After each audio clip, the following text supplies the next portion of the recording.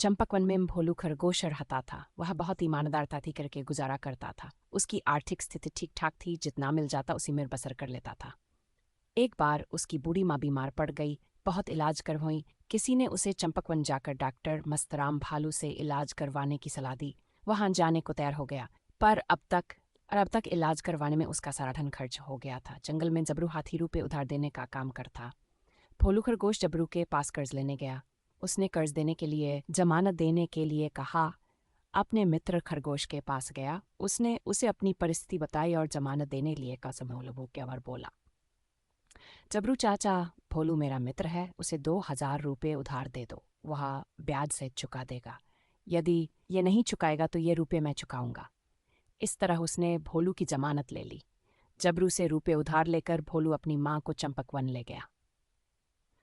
Doctor से इसका इलाज करवाया। वह जल्दी ही स्वस्थ हो गई माँ ठीक हो जाने से। भोलू खुश था। इलाज करवाने के बाद अपनी माँ के साथ वापस चंपकवन लौट आया। उसे बरू से लिए हुए कर्ज की चिंता थी। उसने अपने खेत में कड़ी मेहनत की। जल्दी ही उसकी मेहनत रंग लाई। अब की बार उसके खेत में बहुत शानदार फसल हुई। उसने पट फसल काटी और बाजार में बेच दी। फल के रुपयों से वह जबरू का कर्ज उतारना चाहता था। वह जबरू को रुपये देने जा रहा था। उसकी माँ ने भी उसके साथ चलने की इच्छा प्रकट की। वह जबरू को धन्यवाद देना चाहती थी। वह सोनू खरोश के साथ रुपये चुकाने के लिए जाना चाहता था, पर किसी काम से नंबर 1 न गया हुआ था। भोलू जल्दी कर्ज से मुक्त होना चाहता था, इसलिए वह अपनी माँ के साथ जबरू हाथी के घर गया। उसने ब्याज सहित कर्ज के रुपये चुका दिए।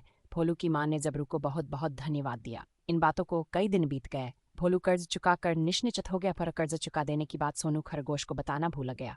सोनू भी सोच रहा था कि शायद भोलू ने कर्ज चुका दिया है, इसीलिए उसने कर्ज के बारे में भोलू से कभी कोई चर्चा नहीं की। जबरू के मन में बेईमानी आ गई थी। एक दिन उसने सोनू को बुलवाया।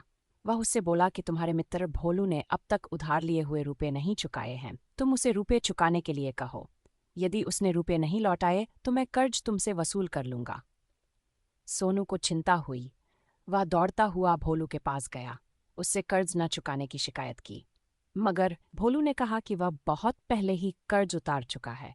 जबरू की माँ ने भी समर्थन किया। सोनू अपने साथ भोलू को लेकर जबरू हाथी के घर गया। हाथी को सोनू ने कहा, जबरू चाचा, आप अपनी बही खाते अच्छी तरह देखें। मेरा मित्र